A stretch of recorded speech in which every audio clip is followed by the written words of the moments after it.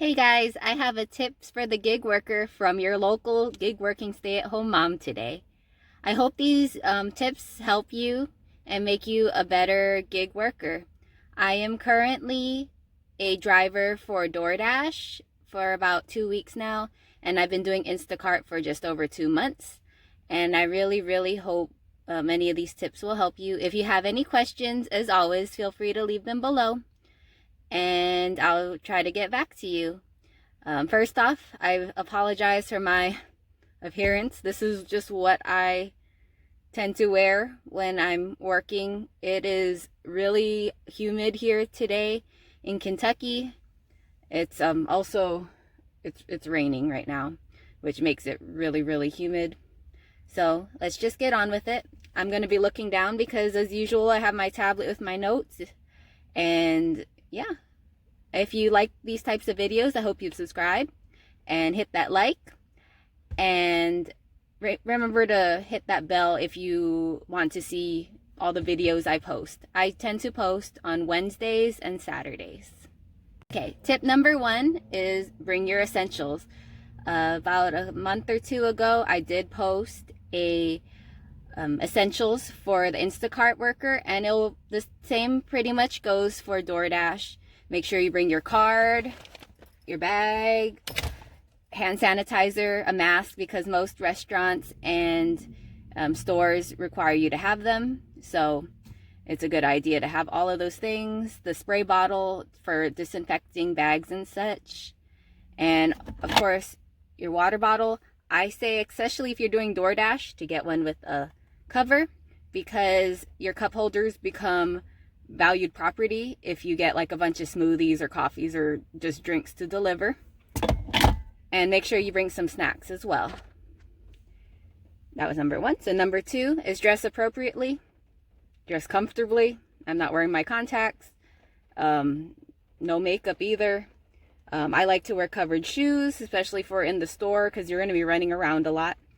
And I like to wear darker colors because, like, carrying food, spills happen. It was my second delivery for Doordash, and I got like a some kind of tea drink, and it was like bright pink, and it was leaking all over the place. So yeah, just know that. Don't wear anything too valuable or expensive, even though it makes you look really nice.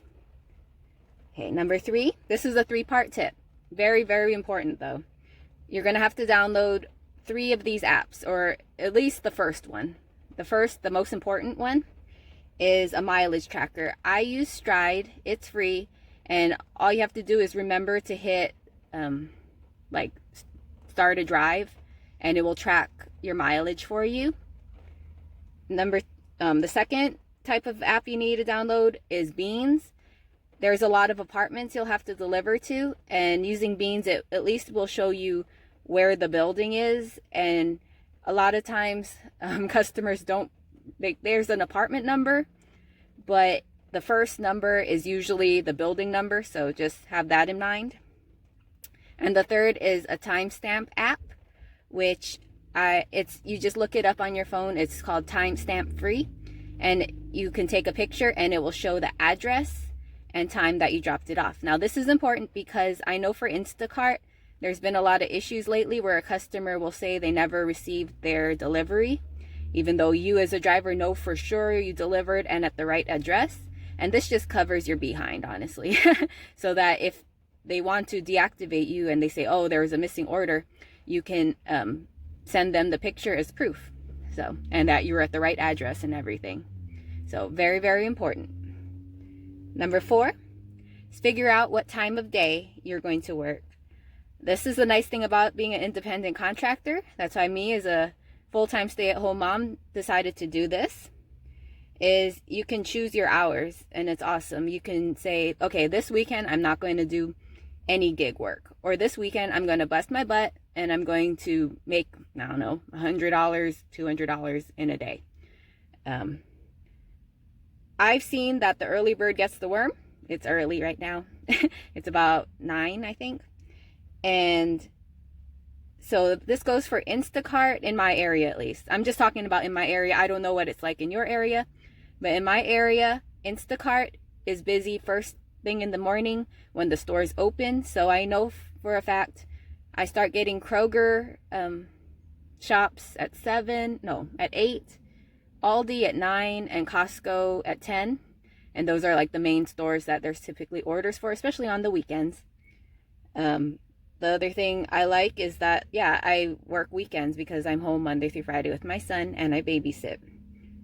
And so the early bird gets the worm in that case. But if you aren't a morning person, you can get jobs, especially through like Doordash. And now I'm saying Instacart and Doordash because that's what I do.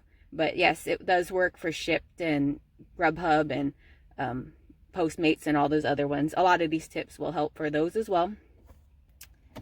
And just look throughout the day.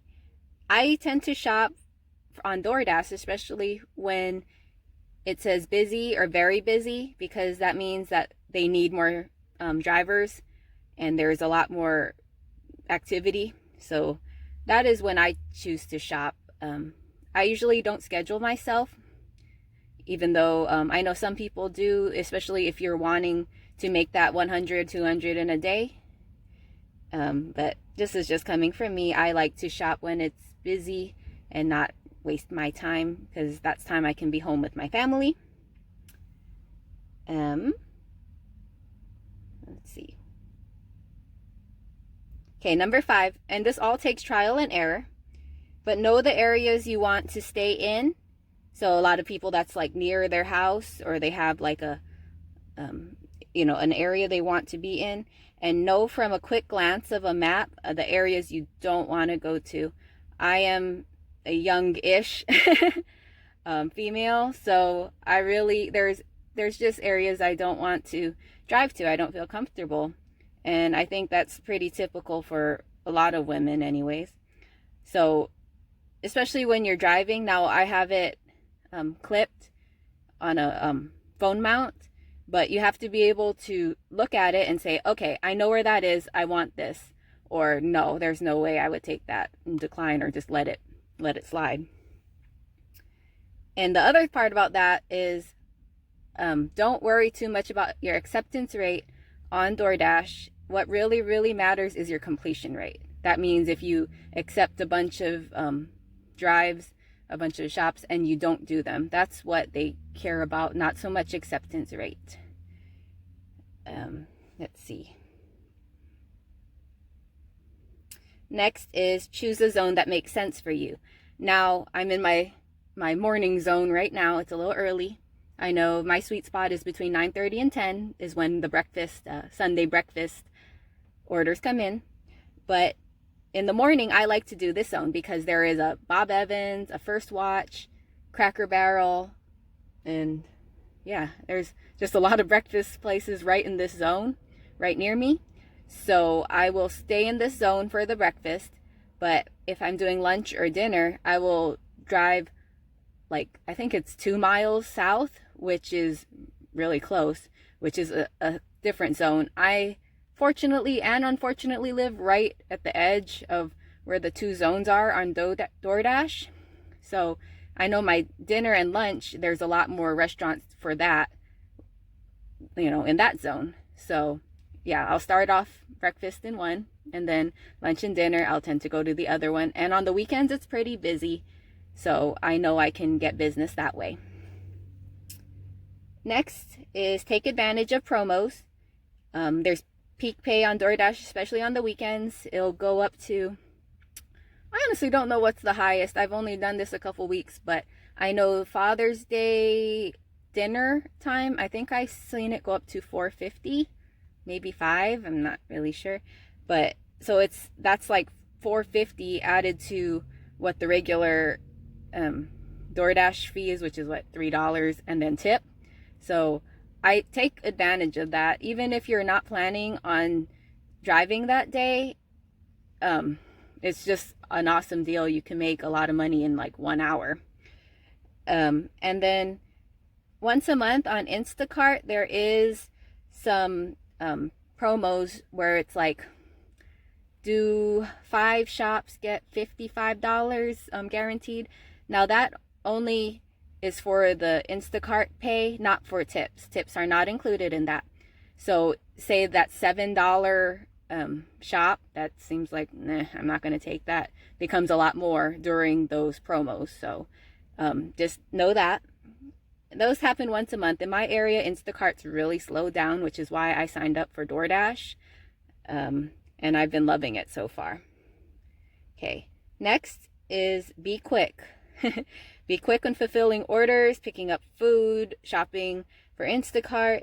But be safe. Don't run people over. Stores now are getting a lot more busy. A lot of families are shopping together again, which is nice to see. But yeah, just be careful, but be fast. Don't dilly-dally. And don't speed. You're making money. You're not trying to lose money by getting a speeding ticket. And be careful where you park, especially downtown where like the parking's weird. Yeah, you don't want to get a speeding ticket or a parking ticket while working. That would just suck. And number 9 is have a couple forms of gig work, like Instacart and DoorDash, and there's a ton of other ones. I'm just going to stick with these 2 for now. I did sign up for Grubhub because I heard that they're awesome. I did pass my background check, but I guess I'm waiting to go on the next step, or I'm on a waiting list or something. I'm not 100% sure. But yeah, it helps, especially in an area like mine where people like to shop for their own groceries. I was making good money on Instacart a couple months ago during everything and people not wanting to go in the stores, but now they're feeling more comfortable and going back in. And yeah, now I might do one Instacart shop a weekend, which kind of stinks, but DoorDash has really helped. And DoorDash is pretty consecutive, especially if you hit a good time, like weekend breakfast or brunch and then dinner. So yeah, it's a really good tip. And last but not least, be kind to everybody. Be kind to those restaurant workers. They're going back to work after being off for a few months. They're really busy. And grocery clerks, they're your friends. There's been a lot of times where there was a priority item through Instacart that a customer really wanted, and I couldn't find it. So I would ask a worker, and a lot of the time they would stop what they're doing and come help you. You know, they see you as an equal, that you're working, you're just trying to make some money, and so are they. And they can also help you get through the checkout line quicker. I've had cashiers, not cashiers, but like the manager over cashiers go and open a checkout just for me because I was wearing my dorky Instacart lanyard. But hey, about half of the time it works, and I get out and deliver and on to the next one. So it works. I treat customers as if they're like family friends. Now, not close enough that you're like going to eat their food through DoorDash, like no. But say like your friend's parents or something, you know, treat them with respect and just be really friendly. This is a customer service job. I'm planning on putting these gig works on my resume when I do get a job when my son goes to school. Yeah, it's just use common sense and be kind. And message your customer if like the food is taking long. A lot of times the restaurants are really busy now, and so they're busy in-house and they're getting all these deliveries, so they're just really busy. Pay attention to the times that the food is estimated to be done by, so that you can like, you mark that you've arrived at the restaurant, but just chill for a couple seconds because they are busy. You'll learn as you go what restaurants will be really quick about pumping out food and which restaurants will be pretty much just on time of the estimated time that it's done. And message your customer for Instacart about any substitutions. It does help, and it will stop, like if you get something they didn't want, it might upset them and they might take away your tip or part of your tip, and you don't want that. You want to keep that tip. And yeah, message them for substitutions if they don't have anything, and upsell if you can. During the whole toilet paper towel thing, and this was like my second order, I was able to upsell some toilet paper and it increased my tip a little bit. So yeah, just do what you got to do, and it does help the customer. They do appreciate it. And follow the customer's instructions when delivering, okay? If there's a lot of times when I deliver, I will ring the doorbell or I'll knock, except for if there's a note that says please don't ring, my dogs will bark and go crazy, or my baby's taking a nap, or my spouse works night shift and we don't want to wake him up. Like, please just follow those. And then if there's not that note, please knock or ring, because sometimes a customer, they should be having their phone on them when they're expecting a delivery, but a lot of times they don't. So yeah, just let them know that you're there, especially with all these contactless deliveries that you don't even see your customer. For Instacart, it would bother me if I was delivering like milk and ice cream and fresh meat, and I'd ring or knock for a contactless delivery and they just wouldn't come out. And yeah, just I don't know, I wouldn't do that, but you know, that's their delivery. So yeah, those are my 10 tips. I hope you learned something out of this. Good luck in your gig work, and just know that it becomes really fun. At first, it's really nerve-wracking. I remember my first shop for Instacart and Doordash. I was like, oh, I'm scared. I don't want to do it. I don't want to do it. But it actually ends up being really fun. For your very first shop, drive, whatever you want to call it, make sure you take an easy batch. I think for Doordash, my first delivery was like 1 plate from Cracker Barrel. And my first delivery from Instacart was like 12 items. And yeah, just make it easy on yourself. It's a learning process. It takes a minute to like learn the apps. They're really straightforward and pretty easy. But yeah, that's all my tips I have for you today. If you enjoyed this video, please give me a thumbs up. I hope you subscribe. I do a lot of grocery hauls and mom related content. And I also like putting out these gig work tips as well. I hope everyone has a great day. Bye.